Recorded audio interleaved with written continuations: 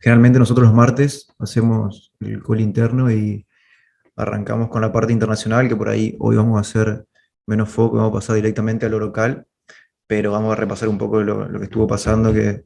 afecta directamente al mercado en general y nuestras carteras, a lo que estamos viendo. Eh, Así que bueno, del contexto internacional, como todos saben, lo más importante, bueno, en realidad de la semana pasada, eh, los diferentes comentarios bastante hawkish de miembros de la Fed, en el cual insistían básicamente en mantener la postura restrictiva que se venía dando meses anteriores y en contra de lo que esperaba el mercado y en función de los últimos datos de inflación que estaban por encima de lo esperado. Ahora podría comentar un poco lo que fue el dato de inflación que se presentó hoy, pero en base a que los datos de inflación empezaron a dar por encima de lo que el mercado esperaba,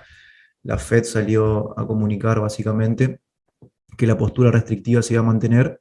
y que iban a estar monitoreando la fortaleza del mercado laboral, que son cosas que nosotros internamente también y semanalmente lo repetimos y venimos haciendo un seguimiento sobre la inflación en servicios, así que a partir de eso el mercado empezó a entrar en un tono más restrictivo, asignando una mayor expectativa, una mayor probabilidad, una suba de 50 puntos básicos en la próxima reunión que va a ser el 22 de marzo. Dentro de lo que fue lo más importante, también tuvimos la noticia del mercado laboral, que básicamente es el sector que más monitorea, el, más monitorea la Fed al día de hoy, y el cual sigue poniendo presión sobre los salarios y por ende en la inflación. Las nóminas privadas se presentaron la semana pasada y estuvieron por encima de lo esperado. Así también fue las nóminas del sector no agrícola, que crearon gran cantidad de puestos de trabajo muy por encima de lo que esperaba el mercado, ahí como está en el slide. Pero más allá de eso, sin ir a profundizar el número puntual, la conclusión es que esta fortaleza del mercado laboral sigue poniendo presión a la Fed para seguir manteniendo o subiendo en mayor medida las tasas en cada reunión por la fortaleza de la economía en general. Y esto justamente es lo que el mercado espera que afloje. Las expectativas son que en la medida que la inflación se modere o baje, entre comillas, la actividad empiece a verse golpeada y por ende el mercado laboral también. Hoy la realidad es que ese escenario soft landing que el mercado esperaba, por ahí se está empezando a complicar y empieza a marcar la fortaleza no solamente del mercado laboral, sino también de la repercusión de la inflación, que ahora lo voy a repetir. Así que por el lado de los salarios, que es una de las cosas que también más preocupa a la Fed, subieron, pero en sintonía con lo que esperaba el mercado, y estuvieron también por debajo del interanual esperado, que son buenos datos, o sea, son datos mixtos. Por un lado, la fortaleza de las nóminas pone más presión a la decisión de la Fed, pero por otro lado también la comprensión en los salarios puede ayudar a que la, en la próxima reunión la suba sea finalmente 25 puntos básicos como esperaba el mercado. Eso fue un poco lo que pasó la semana pasada y que movió bastante los índices, lo que trajo la volatilidad. Y fue también el puntapié para lo que viene pasando esta semana, final de la semana pasada. De lo más importante, como seguramente todos saben, la semana pasada, el miércoles, el banco Silicon Valley, que es un banco básicamente venture capital que financia proyectos growth, intentó hacer una ampliación de capital porque se encontraba en dificultades financieras y básicamente el problema se generó por un descalce en su cartera de activos, sobre todo por estar invertidos en tasas largas, que son las que más se vieron perjudicadas por esta perspectiva de nueva suba de tasas en la Fed. Entonces, en ese sentido, el banco sufrió un fuerte golpe en sus cuentas financieras, para no profundizar demasiado, pero es lo que pasó, y empezó a generar una corrida de corto plazo. A partir de eso, también bueno, se generó un riesgo sistémico en el mercado en general, que no solamente fue afectado a este banco, sino también los bancos con características similares, sobre todo bancos que no pertenecen al sistema bancario tradicional o al sistema financiero tradicional, son los que más perjudicados se vieron, algunos directamente suspendiendo su cotización y otros que fueron suspendidos. Así que esto trajo un poco no solamente volatilidad, sino también de preocupación porque se extienda no solamente al sistema bancario tradicional, sino también genere un sell-off en el mercado en general. A partir de esto, el fin de semana, la Fed actuó de manera rápida y no solamente garantizaron que los inversores no iban a tener pérdida de capital, sino que también fueron en contra de los propietarios para poder proteger al inversor en particular y no brindar ningún tipo de seguro a los accionistas y los ciertos tenedores de deuda, justamente por la mala gestión que había generado el descalce de tasas. Entonces, a partir de eso es que el mercado empezó a moderarse, a bajar un poco la volatilidad y tuvo dentro de todo un buen rendimiento ayer. En general los índices respondieron bastante bien a esta política de la Fed. Así que lo positivo es que si bien no rescataron a estos bancos, sino que protegieron a los depositantes y tampoco le brindan ningún tipo de salvataje a los accionistas y a los acreedores, los bancos comprometidos. La realidad es que si bien puede parecer una medida por ahí un poco contradictorio,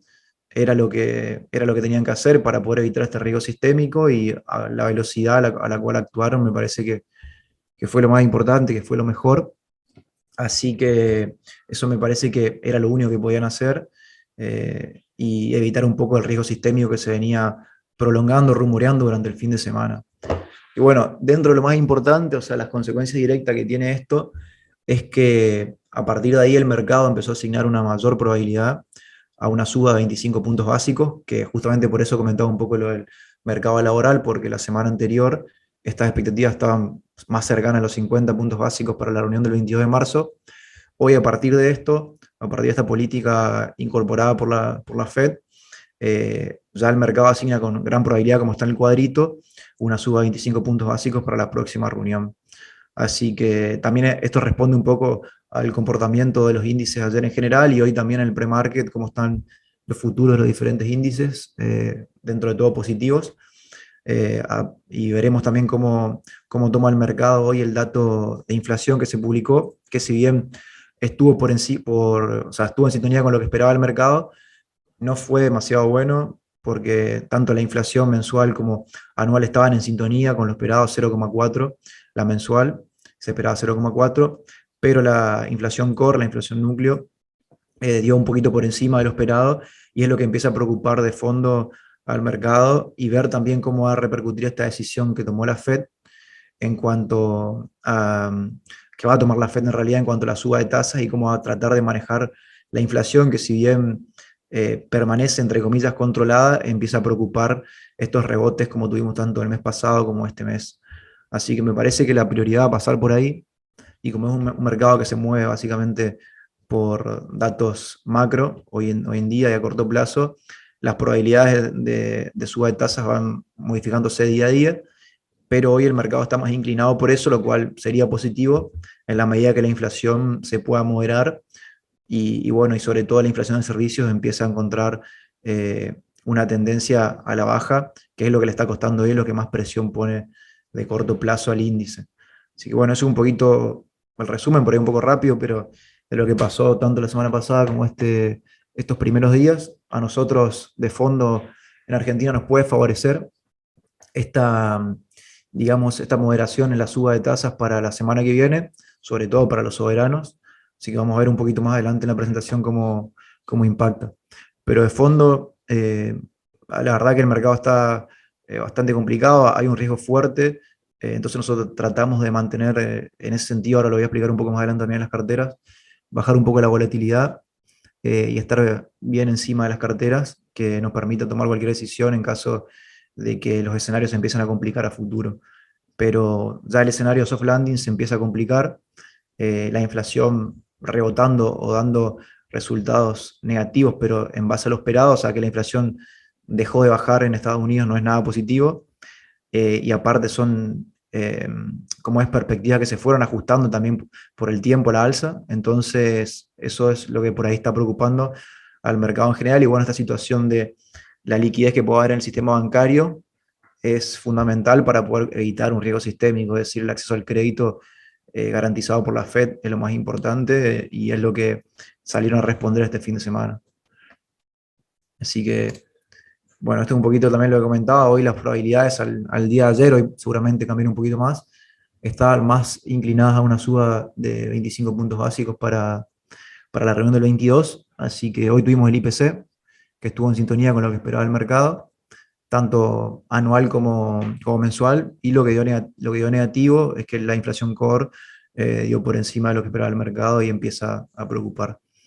De fondo, bueno, tenemos también la confianza del consumidor de la Universidad de Michigan, que suele ser datos que por ahí marcan un poco también lo que espera el mercado en cuanto al consumo y también a las expectativas de inflación. Y bueno, los indicadores semanales de peticiones de subsidio por desempleo que marcan también la tendencia un poquito, pero a menor importancia del mercado laboral. Así que bueno, cualquier pregunta igual lo pueden dejar para el final, voy respondiendo, pero seguramente voy respondiendo también a medida que pasa la presentación para no hacerlo demasiado extenso. Y bueno, el escenario local. Dentro de lo que fue el escenario local y que viene siendo bastante movido y es lo que más nos preocupa de corto plazo, por lo menos a nosotros, es obviamente el canje, que si bien tuvo una adhesión por encima del 50%, estuvo por debajo de lo que el mercado esperaba y lo que el gobierno esperaba en realidad, el mercado por ahí no tanto, que era un 64%, finalmente fue el 57%, ahora lo voy a repasar un poquito en detalle. Pero bueno, estas eran un poco las canastas que ofrecía el Tesoro para poder renovar los vencimientos y patear para 24-25. Obviamente eran vencimientos bien cortos, y hasta el día de la fecha, o sea, hasta la semana pasada, todos los canjes o roleos que se venían haciendo tenían como límite la fecha preelectoral, así que este era un canje fundamental porque sobre todo tenía una gran composición del sector privado, que ya sabía, y gran parte del sector, de lo que tiene el sector público en cartera sabía canjeado, así que era bastante importante y marcaba un poco la agenda de lo que va a ser marzo y los siguientes meses. Así que bueno, por ahí comparto un poco las canastas, que también seguramente la mayoría ya lo sabe, pero sin ir muy lejos, lo que más interés tuvo obviamente fue la parte indexada SER y la parte indexada duales, que ahora lo voy repasando y voy comentando un poquito las implicancias. A ver, y antes de repasar eso de fondo, el canje es positivo, no demasiado positivo, no termina siendo bueno o tal como esperaba el mercado, porque la participación del sector privado fue casi nula, fue muy baja, y gran parte son manos del sector público que colaboran como es licitación a licitación. Así que por ahí no generó tampoco demasiado ruido en las curvas. De hecho, me parece que estaba totalmente descontado en la curva de Bonos Ser. En la curva de LEDs tampoco generó demasiado movimiento, que viene siendo bastante demandada, y los dólar link empiezan a corregir un poquito, a acomodarse, después de lo que fue el buen rendimiento que tuvieron, sobre todo los títulos 24, durante febrero y una parte de marzo, así que ahora voy a comentar también un poco de eso. Y bueno, como comentaba, el objetivo era básicamente poder patear los vencimientos de deuda que estaban entre el periodo de marzo y junio, y pasarlo directamente a 24-25, o sea, año caracterizado por una nueva gestión. Y la realidad es que si bien el gobierno había informado un canje del 64%, esto era un poco medio mentiroso, medio tramposo, porque el nivel de adhesión finalmente llegó al 58%. Y esto se debe a que en el comunicado oficial el Tesoro había incluido bonos que ya habían sido canjeados en enero, que era lo que comentaba. Ya habían previamente realizado algunos canjes, sobre todo los que estaban en manos del sector público, y era determinante para ver qué tanto interés generaba en el sector privado en particular. Así que profundizando un poco por los resultados del canje, y es importante por la implicancia y también la tendencia que marca para los próximos meses, me parece que obviamente el TEC 23 tuvo una preferencia por la canasta 2, que era la que incluía el bono dual, y esto se repitió en menor medida para los dólar link y también a la inversa con el resto de los bonos. Básicamente esto muestra que el sector privado por ahí prefiere cobertura cambiaria, en cambio el sector público para tenencias más cortas está más parado sobre la inflación. Entonces, esto explica en parte el nivel de adhesión también del sector privado. O sea, el sector privado básicamente tenía problemas por extender duration porque no tenía ningún tipo de motivación o sea, era neutro entrar no al canje para instrumentos cortos antes que seguir negociando en el mercado secundario. Entonces, a partir de eso, extender duration no convenía, sobre todo al sector privado, por la necesidad de operar y evitar el impacto de los cambios en la tasa de interés. Y esto responde principalmente a los fondos comunes de inversión, que son por ahí los que mueven bastante el flujo, y tanto también al retail particular. O sea, la realidad es que no había ni un incentivo para entrar al canje y, y no quedarse en el mercado secundario negociando diferentes tasas o pudiendo arbitrar algunas partes de la curva. Así que esto explica en parte la adhesión del sector privado y el poco interés. El sector público obviamente tenía todos los incentivos porque dentro de todo hay un cierto premio que ahora vamos a repasar también con el PUT que publicó el Banco Central, pero en general marca un poco la tendencia de lo que viene siendo las últimas licitaciones también. Después de corto plazo, si bien no se cumplió el rollover esperado, o sea, el gobierno esperaba niveles entre el 64 y el 70%, sí es cierto que los bonos cortos van a seguir siendo demandados justamente porque es donde el mercado asigna mayor flujo y asigna mayor prioridad, justamente porque después tenemos el proceso electoral en el cual hay un cierto estrés en determinadas curvas. Así que me parece que de corto plazo nosotros pensamos que para por lo menos estos 2 o 3 meses los bonos cortos, y en eso me refiero a LEDs y en menor medida al ESER, que están un poquito más caras, van a seguir siendo demandados, van a seguir levantando financiamiento en las licitaciones siempre que el Tesoro que trate de convalidar tasas similares o por encima del mercado secundario. La realidad de esto, las últimas licitaciones, sobre todo el año pasado, nosotros veníamos sosteniendo que cada vez iba a ser más corto, o sea, los instrumentos en cartera iban a ser cada vez con menor duration y por debajo o sea, por debajo de la fecha del proceso electoral. Y la realidad que terminó siendo así, y justamente porque no hay ningún tipo de interés por el sector privado de extender duration y irse largo por encima de la transición electoral que vamos a tener los próximos meses. Así que los vencimientos para marzo quedan básicamente igual porque el decking de interés fue muy bajo y se va a seguir negociando en el mercado secundario, que era lo que convenía a los privados, pero sí se liberaron vencimiento promedio de 1,3 billones para el segundo semestre que pasan directamente a los años de 24 a 25. A ver, de fondo, el objetivo también era un poco flexibilizar la brecha o aliviar la brecha que venía poniendo presión al tipo de cambio, pero como no se logró el nivel de adhesión, existe, o sea, hay menor probabilidad de contener esta brecha, porque básicamente el riesgo de monetizar el déficit, o sea, de monetizar el financiamiento por parte del Tesoro aumenta, y obviamente esto de corto plazo es más inflación y pone de fondo presión sobre la brecha. Entonces va a ser clave los instrumentos que va a ofrecer el Tesoro en la próxima licitación, a seguir de cerca los vencimientos de la canasta que van a ofrecer y sobre todo qué premio va a asignar para poder entrar a estas licitaciones. En la medida que eso no suceda, como nosotros siempre venimos repitiendo por ahí en los calls internos que tenemos semana a semana, el Tesoro va a tener que financiar el déficit vía monetización, y lo cual es una expansión de base monetaria y genera inflación tanto corto como mediano plazo, que es una tendencia que se viene manteniendo. Así que por eso también vemos que las curvas no tuvieron una gran implicancia,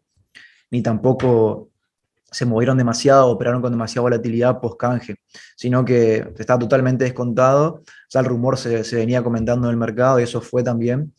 uno de los motivos por el cual los títulos 24, tanto SER, Duales y Dollar Link, fueron los que mejor rindieron durante febrero. De hecho, con tasas muy por encima de la inflación y siendo muy atractivos, sobre todo llegando a tasas forward normalizadas, que ahora también lo repaso un poquito, pero eso explica en parte por qué estuvieron tan demandados estos títulos y también el flujo entrando en las diferentes curvas como SER y Duales. Y bueno, después dentro de lo que también comentaba un poquito ahí, el tema de que el Banco Central permitió integrar encajes con estos bonos del canje justamente para que genere un incentivo al sector público a participar del mismo, así que permite integrar encajes con estos bonos del canje, solamente los bonos serie duales, y bueno, de fondo no es una medida sana, entre comillas, para lo que puede ser la macro. Y también otro dato adicional es que amplió el plazo máximo de los títulos del Tesoro elegibles para ser integrados como encajes en las licitaciones primarias, de 630 a 730. Así que bueno, también son incentivos que los bancos necesitaban para poder participar del canje y poder generar el roleo de los distintos bonos. Así que de fondo son medidas que complican más la macro a corto plazo. Después también tuvimos dentro de lo que fue la semana pasada una noticia importante que me parece lo más grave, es el put que ofrece el Banco Central. Básicamente los bancos querían un instrumento que le permita tener cobertura en caso de que haya un sell-off, como sucedió el año pasado en la curva CER. Entonces se venía rumoreando que podría haber una garantía a favor de los bancos y finalmente fue así. A partir de esto, la mejora en el put, básicamente, como lo puse en el slide, va a consolidar la idea de que en un escenario de crisis el gobierno va a respaldar básicamente con emisión monetaria los vencimientos de deudas a los títulos antes que lograr un reperfilamiento. La realidad es que tampoco había demasiado para hacer, así que de fondo una medida que, como digo, es muy negativa porque asegura más inflación en caso de un posible estrés financiero en la curva, que no es nada sano. Y como sabemos también no hay ninguna medida de fondo que, por lo menos durante todo este año, trate de reducir el déficit fiscal y sobre todo normalizar las cuentas públicas, así que son parches que también van comentando un poco la gravedad de la situación no de largo plazo, de muy corto plazo. Así que en ese escenario, en ese contexto, con el cepo fuertemente, el put del Banco Central y la intervención que realiza el Banco Central en el mercado secundario, que entre comillas son cosas que no estaban apalabradas dentro del acuerdo del FMI, el gobierno va a tener un margen para poder ir superando las diferentes licitaciones y poder rolear la deuda y también empezar a saltar un poco el riesgo que pareciban las curvas, que esto es, bueno, gran parte de lo que sucedió en febrero. Este escenario fue lo que favoreció también el ingreso de flujos a la parte 24 y también los buenos rendimientos. Pero la realidad es que de fondo no hay ni una medida, sino más bien son por ahí parches de corto plazo que van a poner presión sin duda a los meses siguientes y sobre todo en un proceso electoral que todavía no tiene nada definido. Así que, si bien, como comentaba un poquito, el put mejora las chances de rolear la deuda, el costo obviamente es un desequilibrio macro que va a incurrir en una inflación potencial y también en una emisión endógena asociada al pago de los intereses del ELIX. Así que también pone un piso a la inflación. La verdad que el panorama macro en ese sentido está bastante complicado y me parece que son los datos a seguir de corto plazo los siguientes 2 meses, por sobre todas las cosas. Y nosotros venimos comentando siempre, el año pasado el Banco Central viene interviniendo en el mercado secundario, en la curva de bonos soberanos para mantener cotizaciones, y eso también es emisión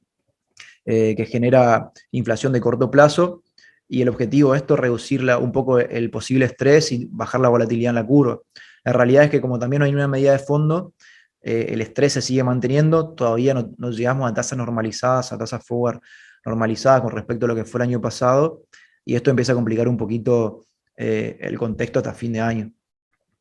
Lógicamente, como comentaba también, es casi imposible que el gobierno pueda hacer un ajuste en las cuentas públicas, sobre todo pueda ajustar fuerte el déficit fiscal, después de lo que la gestión Massa prometía. Finalmente, esto en enero fue uno de los peores años en cuanto a los resultados fiscales, justamente porque un año electoral no permite, digamos, la cintura para ajustar de esta forma, por los efectos tanto sociales, políticos y económicos que va a tener un ajuste que está exigiendo la economía hoy. Entonces, de corto plazo, la consecuencia es seguir aplicando parches como estos y tratar de llegar a las elecciones sin ningún tipo de salto discreto, que se empieza a complicar por la presión a la inflación y también por el salto que sufrió el CCL las últimas semanas. Así que desde el punto de vista de las reservas también se empieza a complicar, sobre todo porque marzo viene siendo uno de los peores años en cuanto a venta de reservas que viene realizando el Banco Central desde que se incorporó el cepo. Así que marca un poco también lo complicado que está, sumado a la sequía que anunció la Bolsa de Comercio de Rosario y la crisis que va a haber, que fue peor de lo esperado. Empieza a complicar un poco las chances de tratar de evitar el salto discreto y el mercado empieza a exigir una normalización de estas variables. O sea, en la medida que esto no pase, el gobierno va a intentar seguir manteniendo parches sin ninguna medida de fondo que tenga un resultado a largo plazo, sino más bien es muy cortoplacista, como solemos comentar nosotros. Así que el contexto marca una alta inflación. De hecho, la inflación de alta frecuencia para marzo los primeros 15 días marcan un 7%. Hoy tenemos la inflación de febrero, que seguramente esté por encima del 6 y hasta el 6,5, en sintonía también con lo que proyecta el REM. Así que ante la pérdida de reservas, una inflación eh, superior a la que esperaba el gobierno, sin duda, y también un rumor de que van a mantener la tasa de referencia sin cambios, empieza a complicarse un poco la brecha, sin dudas, y podemos ver presiones no solamente sobre el CCL, sino también sobre el MEP, que fue un poquito lo que vimos. Bueno, también comentaba un poquito el costo de la sequía, paso para avanzar un poquito más rápido. También lo que comentaba el CCL, la realidad es que ante el deteriorado balance del Banco Central, lo complicado que viene siendo marzo en cuanto a la venta de reservas y también la sequía que se espera, el mercado empieza a exigir una normalización en los tipos de cambio que todavía tienen upside, o sea, considerando las variables macro hoy y los diferentes indicadores, un CCL de equilibrio estaría cercano a los 4.20, 4.30, así que tiene bastante upside para recorrer, a pesar de lo que subió. Pero lo cual de corto plazo no significa que mantenga la suba. De hecho, los factores que por ahí venían moderando la suba era la intervención que venía haciendo el Tesoro en la curva de bonos soberanos. Hoy, después de la recalibración del ajuste del acuerdo con el FMI, con respecto a las reservas, eso se empieza a complicar. Probablemente veamos que empieza a haber menor intervención en los soberanos, así que en ese sentido podemos ver también un aceleramiento del CCL, sin duda, y también del MEP. Y bueno, también lo del REM que comentaba un poquito, empeoraron las expectativas tanto para la inflación, para el PBI, y por ahí la tasa Valar se mantiene en sintonía con lo que venían siendo reportes anteriores. Y bueno, y también un dato a tener en cuenta fue la inflación de Cava, que dio el 6%, y marca también un poco lo que puede llegar a ser la inflación para este mes, que como decíamos está en el rango de 6, 6,5. Y bueno, yendo particularmente a los activos en particular, después de la corrección que subieron los soberanos, sobre todo por la pérdida en reserva fuerte que hubo durante marzo, y también el recorte en la calificación de la deuda,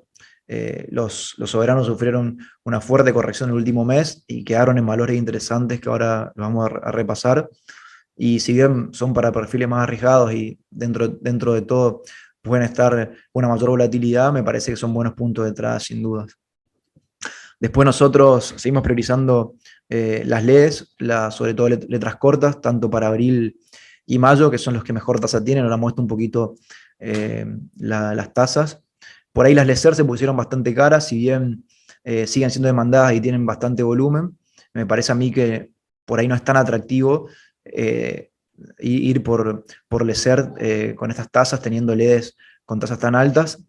pero sin duda se van a poner más caras y eso va a marcar un poco también la tendencia de marzo y abril, en el cual las licitaciones van a pasar por ese lado. O sea, básicamente el mercado va a tratar de convalidar tasas mayores al mercado secundario, y en la medida que eso pase va a seguir siendo atractivo seguir parado en LEDs o LECER, sin dudas. Y me parece bueno, que es una buena oportunidad, inclusive operando con caución alguna de estas LEDs. Y bueno, como comentaba también, lo que marcaba un poco la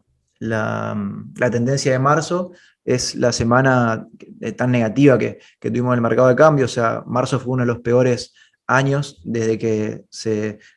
aplica el cepo. Así que esto también marca un poco la corrección que son los soberanos y la tendencia en la cual se encuentra el Banco Central. Aparte, la liquidación del agro se desplomó, y teniendo en cuenta las perspectivas de la bolsa de comercio, esto va a ser mucho peor. Así que el panorama luce bastante complicado,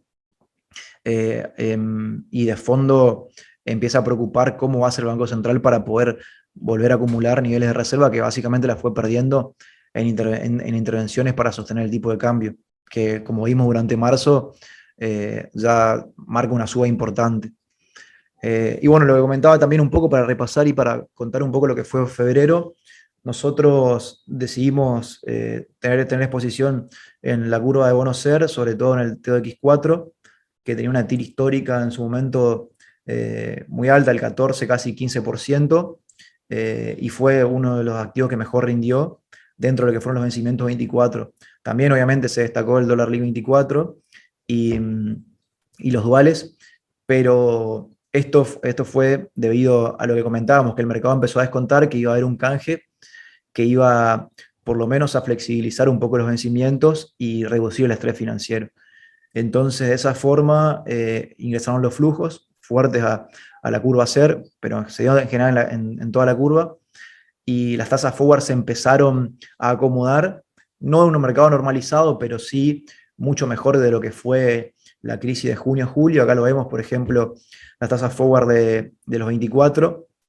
en los niveles en que estaba, llegó a estar casi 18, 19, y también las tasas forward por ahí no tan importantes y un poquito más normalizado de la parte larga de la curva, que también son los que más subieron, y marca un poco el ingreso de flujos y cómo el mercado en cierta medida prefirió, asignar una mayor probabilidad, una menor probabilidad de riesgo, y que el estrés financiero se empezaba a disipar de la curva. La realidad es que todavía no estamos con tasas de un mercado normalizado y queda camino por recorrer, y a la par se empieza a poner un poco pesada la curva SER, pero bueno, febrero estuvo marcado por eso y nosotros en ese sentido estuvimos parados en el TOX4 y hasta el día de hoy lo mantenemos en cartera sin, todavía no rotamos porque no es atractivo diferentes bonos para lo que son los volúmenes que nosotros operamos. Ahora lo comento un poquito más también a eso.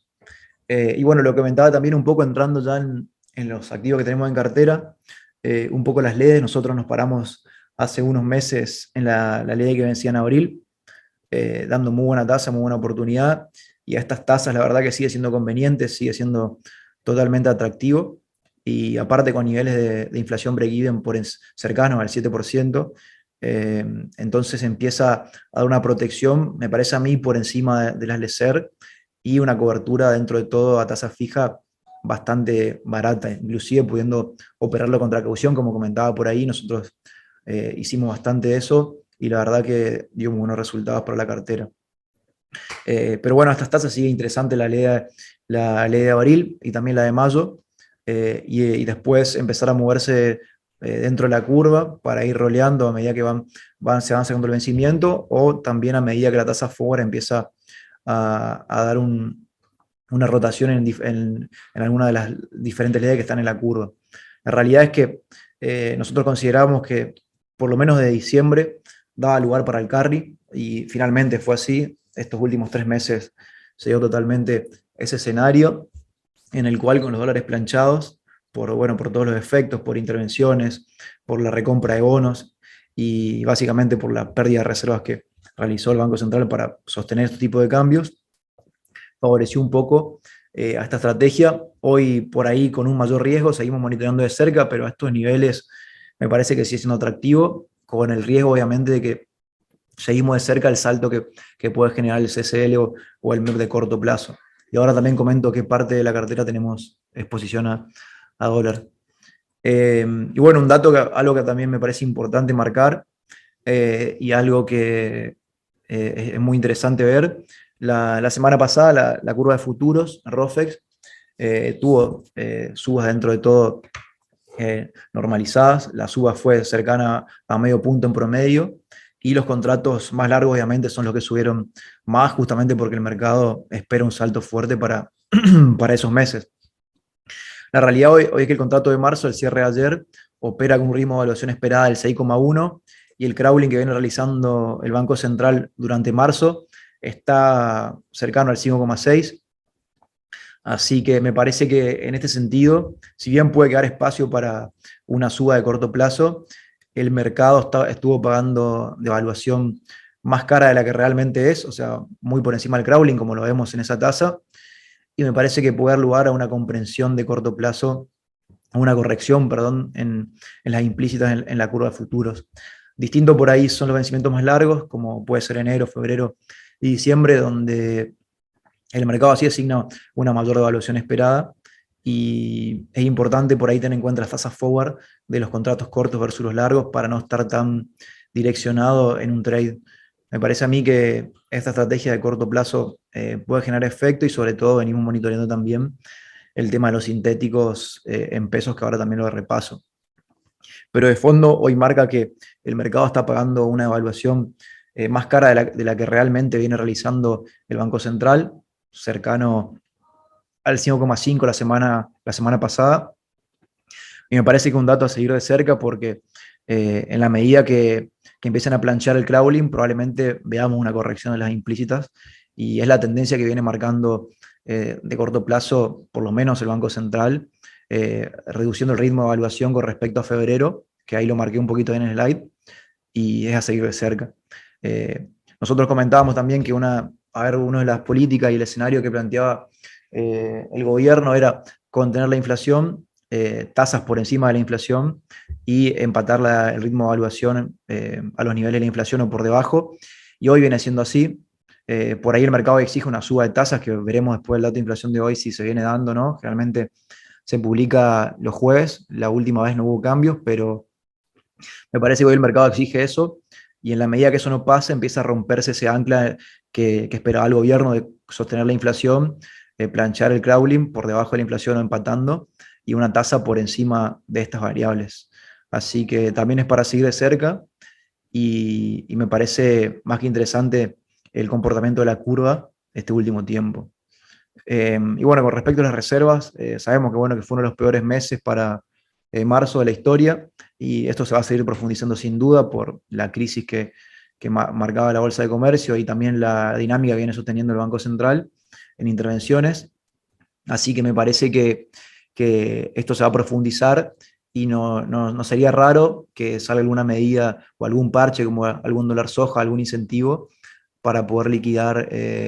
o sea, realizar alguna herramienta que permita por lo menos subir un poquito el colchón de reservas. Y bueno, como comentaba también, los dólares al alza, sobre todo los primeros días de marzo. Esto puede ser que se planche un poquito, pero sin duda tiene upside y es lo que nosotros estamos monitoreando de cerca para la estrategia de tasa fija.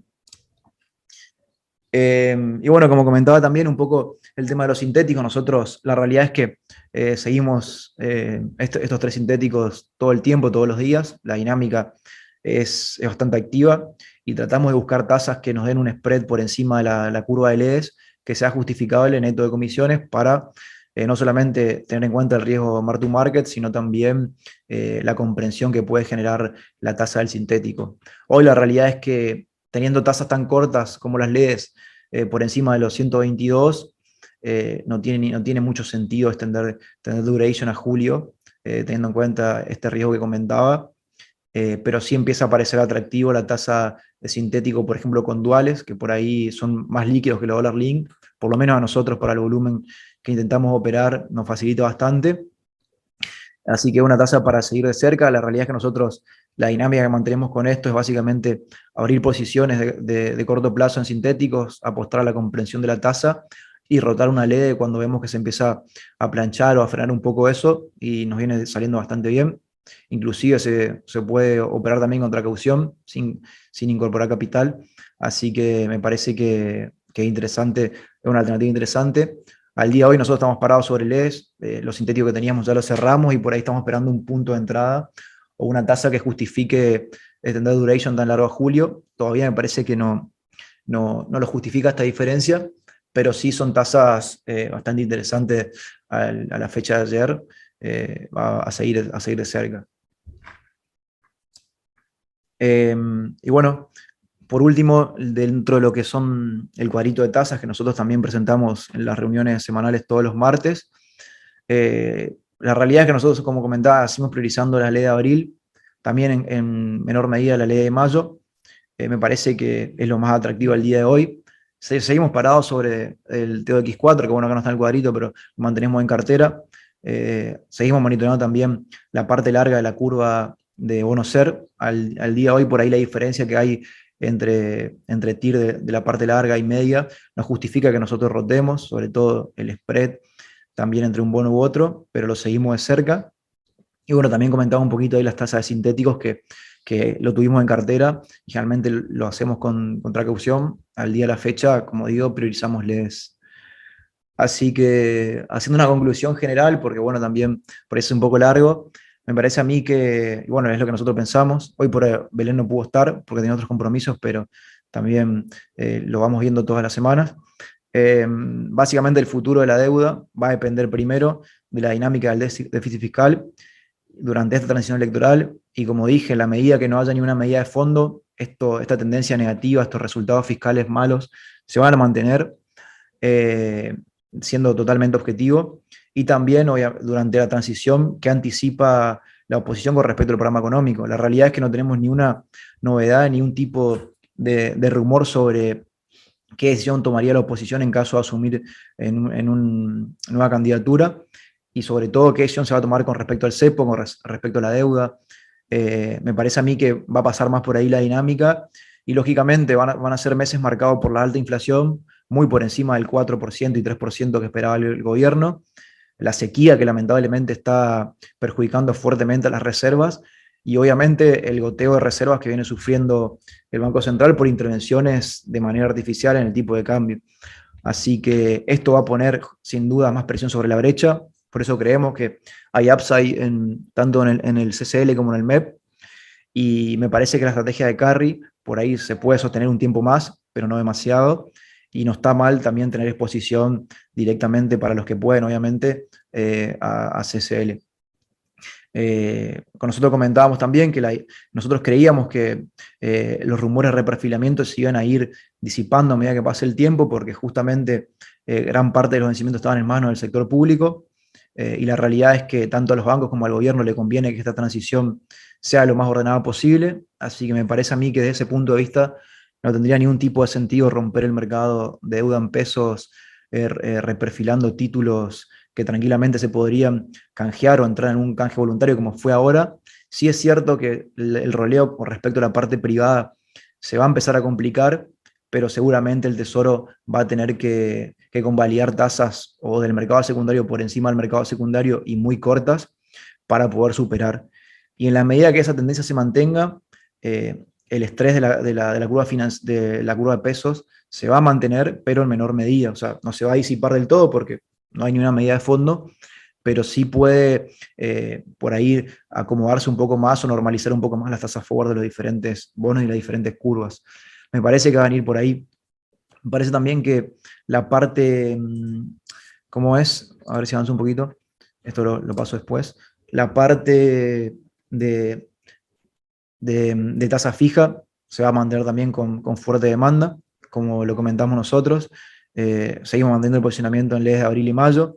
con niveles de inflación break-even, por lo menos por ahora, por encima de lo que puede ser la inflación de febrero. Y a partir de eso empezamos a monitorear de cerca a dónde rotar. También comentábamos con Belén que por ahí a medida que pase este tiempo y se acerque el proceso electoral, empezar a salir de estos instrumentos y buscar algunas alternativas, por ahí no tanto en corporativos, pero sí en algún bono provincial o algún mecanismo que nos permita reducir el riesgo soberano.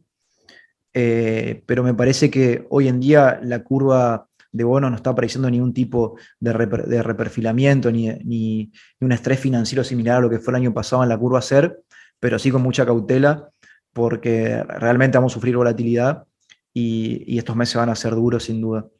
Entonces, para comentar un poquito también la modalidad de las carteras, que era también uno de los temas del call y no quiero hacer más demasiado largo, nosotros trabajamos con tres tipos de carteras. Acá eh, falta obviamente la conservadora, pero dentro de lo que es las carteras moderadas y las carteras high yield, tenemos porcentajes tanto de renta fija como renta variable, en menor o mayor medida como figura ahí. La estrategia que nosotros aplicamos, obviamente, es analizar todos estos factores macroeconómicos, tanto del mercado local como internacional,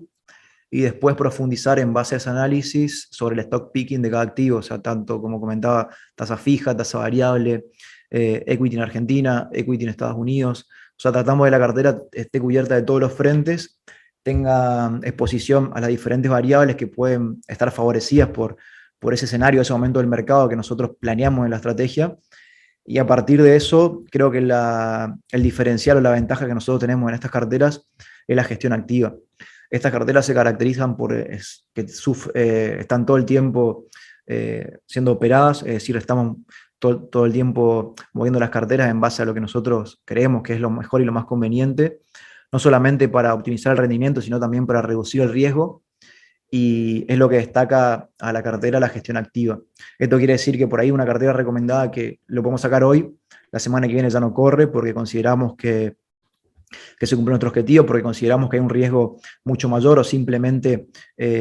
no cumplió con el upside que nosotros esperamos. Y creo que es lo más importante que destaca a esta gestión. Y a partir de eso, esta gestión activa a nosotros nos permite por ahí optimizar tasas en el mercado que no cualquiera pueda acceder, a partir de la mesa también de trading algorítmico que tenemos, a partir de la operatoria que manejamos diariamente, tanto con la mesa de trading como la mesa comercial. Entonces me parece que la flexibilidad que otorgan estas carteras por ahí no son tan fáciles de conseguir hoy, y creo que es el diferencial que ofrecemos desde Nacini. Aparte de eso, también, como digo, la estrategia se basa básicamente en aprovechar las oportunidades del mercado, lo cual significa que por momentos podemos estar muy parados sobre renta fija, otros momentos sobre renta variable, podemos hacer cambios semanales, podemos hacer cambios quincenales, inclusive hay veces que hacemos algunos arbitrajes que tardan 2 días, un día. Entonces creo que la gestión activa a nosotros nos favorece optimizar el rendimiento sin duda de las carteras. Y también creo que lo comento siempre, sobre todo desde el año pasado, que este año es 100% fundamental e importante este tipo de gestión. Básicamente no va a ser muy rentable estar parado sobre un asset en particular a largo plazo, con la volatilidad y los riesgos que hay tanto a nivel local como internacional. Entonces, en ese sentido, el stock picking va a ser fundamental, tanto para renta fija como para renta variable, y yo creo que eso es lo que nos proporciona este tipo de carteras, y hasta ahora la verdad viene muy bien. A partir también de eso, nosotros evitamos totalmente cualquier riesgo que puede suceder de corto plazo de reperfilamiento, no nos vamos tan largos, vamos moderando duration de las carteras, sobreponderamos un activo o un tipo de asset de acuerdo al momento del mercado. Yo creo que son las ventajas que nos da esta forma a nosotros de trabajar y operar. Así que bueno, como resumen también dejé un poco lo que estamos viendo y lo que mantenemos. Después por ahí pueden comunicarse con los chicos comerciales que también están todo el tiempo al tanto. Estamos trabajando en conjunto para que los cambios y la comunicación sea lo más eficiente posible. Pero me parece que con respecto a tasa variable, lo que comentaba un poquito, es las LECER se van a poner más caras sin dudas, sobre todo porque son vencimientos muy líquidos y van a seguir siendo demandados durante los por lo menos 3 meses, y se van a poner más caras. Me parece a mí que teniendo tasas reales positivas y pudiendo realizar una gestión activa sobre la curva de bonos SER, nosotros priorizamos esto, o sea, tiene mayor upside y de hecho es lo que venimos haciendo y hasta ahora nos fue bastante bien. Obviamente moderamos el riesgo y tratamos de ir lo más corto posible o mantener la estrategia de acuerdo a ciertos targets de TIR y de precio, pero me parece que hoy la curva de bonos SER va a dar mucho más que las LECER, y bueno, es lo que nosotros estamos hoy posicionados en la parte media. A partir de eso, justamente lo que comentaba, estos casos nosotros recomendamos 100% seguimiento activo. Por ahí no se aplica para una persona que quiera holdear un bono porque tiene una volatilidad tremenda, o bueno, depende de la versión a riesgo que tenga esa persona o ese cliente, pero en general este tipo de gestión está 100% enfocada a la gestión activa, al movimiento dentro de la curva, de pasar un bono a otro, de análisis cuantitativo puro de esa curva, y esa es la estrategia que nosotros estamos aplicando hoy con respecto a la curva de bonos SER. Tasa fija ya lo comenté, tratamos de operar lo que más rendimiento tenga en ese momento, puede ser la LED, puede ser el sintético, si no es así pasaremos a otra cosa. La realidad es que eso es totalmente dinámico y cambia semana a semana, por eso decía,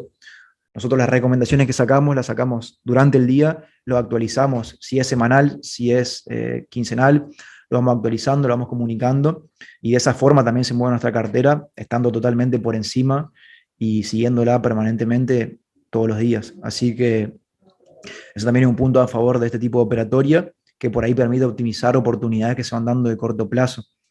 y salir un poco del riesgo que tienen este tipo de curvas. Eh, por eso digo, por ahí son para una versión a riesgo un poco mayor. Después, con respecto al equity en Estados Unidos, nosotros también realizamos el análisis macro, o sea, análisis top-down de ese momento, y seguimos de cerca. Nosotros, a ver, de corto plazo cerramos gran parte de las posiciones, mantuvimos liquidez, eh, para poder buscar oportunidades mejores o puntos de entrada mejores en este escenario. Y me parece que más allá de lo que puede ser este contexto de suba de tasas y demás, que está totalmente descontado, el probable escenario soft landing y todo lo que estuve charlando recién, nosotros seguimos sobreponderando el stock picking del sector tecnológico, que creemos que es lo que más upside tiene, lo que por ahí mantiene múltiplos de evaluación más atractivos, y comparados con otros sectores, me parece que sigue siendo lo más óptimo. Lógicamente, también como la misma estrategia que se aplica a tasa variable, lo aplicamos para el equity, pero ese es por ahí el enfoque que venimos teniendo, y seleccionar compañías como está en slide, con menor beta. Y con respecto al Merval, la realidad es que estamos esperando una corrección del Merval nosotros, después del gran enero que tuvo, y la realidad es que hoy eso está dando, si bien todavía está 52 puntos de diferencia por encima del cierre de 2022, sí estamos ya por debajo del máximo, y obviamente somos constructivos de mediano a largo plazo, sin duda sobreponderar el sector oil and gas, sobre todo los últimos rendimientos, los últimos resultados que publicaron la semana pasada. Así que estamos parados también en Merval en las carteras de equity, por ahí ingresando no con mayor proporción, pero sí siguiendo de cerca para por ahí priorizar nuevos ingresos que nos permitan un mayor upside y sobre todo un menor riesgo. De fondo también se aplica la misma estrategia activa, sobre todo tratando de evitar el riesgo preelectoral y lo que puede generar un prepaso. Y con respecto a los soberanos, también lo he comentado un poquito, después del mes que tuvieron fatigo de febrero, nosotros creemos que son buenos niveles de entrada. Por ahí puede haber una corrección un poquito mayor, de corto plazo se profundiza un poco más, pero a estos niveles me parece que la relación riesgo-rendimiento es muy buena, hay gran probabilidad de upside, pero bueno, también depende de la versión al riesgo de cada inversor en particular, y de tener en cuenta el horizonte de la cartera. Nosotros todo esto, este resumen, estos puntos de trading, los realizamos bajo la gestión activa, o sea, bajo la gestión que realizamos nuestra cartera y aplicamos la estrategia. Entonces, por ahí, si alguno tiene alguna consulta o lo quiere charlar de manera más particular, lo puede trasladar vía la mesa comercial, y no tenemos problema en armar algo distinto. Así que bueno, un poquito largo, pero parece que pudimos meter un poco todo. Bueno, antes que nada, agradecerle a todos los participantes. Vamos a estar respondiendo únicamente 2 preguntas de las que nos estuvieron llegando para no extender más la charla. El resto la vamos a estar contestando por privado. La primera pregunta, Santiago, ¿qué alternativas tenemos para invertir un flujo de fondo transitorio? Solo hago money market. Bien. Y nosotros, dentro de lo que son las carteras administradas, tenemos lo que comentaba, la cartera conservadora, que tiene como benchmark un FSI Money Market. Hoy pues estamos por encima de los rendimientos de los fondos. Y si no, por ahí para un perfil un poquito más elevado, pero también no demasiado riesgo, las carteras conservadoras de gestión activa, la cartera administrada, que también la llevamos diariamente con Belén, son alternativas interesantes y por ahí superiores a un money market, con la ventaja que optimizamos ese flujo muy de corto plazo y también reducimos el riesgo en gran medida. Me parece que es lo más, digamos, conveniente al día de hoy. Bien, vamos con la última para no extender más. ¿Por qué la suba de tasa de la Fed afectaría el precio de los commodities agrícolas? Me parece a mí que, a ver, la suba de tasas va a pegar directamente en el sector growth, que es lo que hoy más está priceando esta suba en menor medida, y es totalmente favorable. Obviamente, en menor medida va a ser el efecto sobre los commodities agrícolas, pero me parece que hoy el foco va a estar en lo que comentaba también en los puntos de trading, en cómo va a favorecer al sector tecnológico, sin dudas, esta suba en menor medida de la Fed para el 22 de marzo, que no está 100% descontada, pero hoy el mercado asigna gran probabilidad a eso. Me parece más que viene por ahí, y es lo que más interés nosotros le estamos asignando hoy. Bueno, perfecto. Con esto daríamos cierre al primer webinar del año. Agradecido a todos los participantes y los vamos a estar esperando en el próximo, que va a estar en el mes de mayo. Así que bueno, gracias Santi. Un gusto. Gracias a todos por participar. Buenos días a todos.